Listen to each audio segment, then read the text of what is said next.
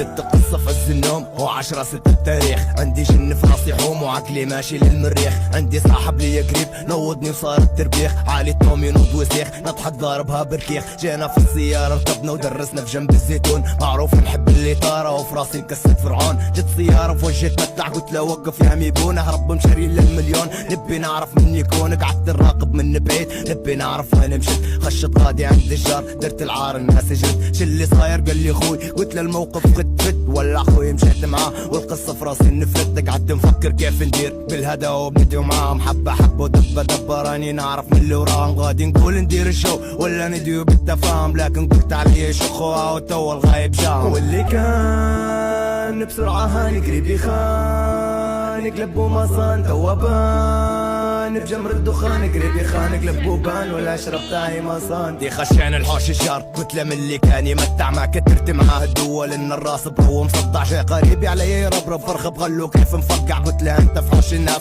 تطلع من ناحيتك ودع. جينا البرا عالقطران استنيت يطلع هو وقف علي اخوي حسام ورق لنا في راسي دوا. قلت له كات وكات وكات قال لي نخش نجيبه توا. خش لي جار وجاب قريبي جابه بالعنف وبالقوه. جابه وقفنا بالمدارستي وكلتها البكفوف. ما وردتش خوه معانا خوه مدلول بعيني يشوف. شاف الشر في عز الليل وخوي بعبع زي الخروف. نبي نقدر خوه معاي راسي قال لي بحاله روف. قلت له برا منروح خوك حبيبي راي فلان وقف علي فلان ينوح. قال لي هاكي بديك علان. قلت له برا منروح قول له تومي معش بيبان برو علان اطلع قريبي وحبيبي مني حرجان. واللي كان بسرعة هاني قريبي خان قلب وما صان توا بان بجمر الدخان قريبي خان قلب وبان ولا شربتاي ما صان. خشيت الحوش اتكيت وربي راسي وجعني. واللي يبي مني حاجة خش يقول لي وجعني. سمعت عياط السيارات والدولة جت بترفعني. دي سخنت الرين واحتاج قلت لي لحق يفقعني. هربت جريت للمليون ما نبيش مني يحقرني. قريبي هو طلع الدولة وخش وقال ما قدرني. قال التوم علي ربرب عبو راس اللي قهرني. قعدت نجري بين الشوك ولا تجيني الدولة بتحقرني. اتصلت بولد الجار قلت له وربي معك متريح. دي سكرت وفجأة الخط ورب الكون الراس مريح. دورة بي اتصل قريبي قال لي دير يلي ريح. خفتي واللي يخش الحوش معاش نقدر نهرب ونطيح. ما نبيش مرعش امي نبي ندير عكسة تانية. ما نفكرش في شي لان الفكرة في راسي طارت.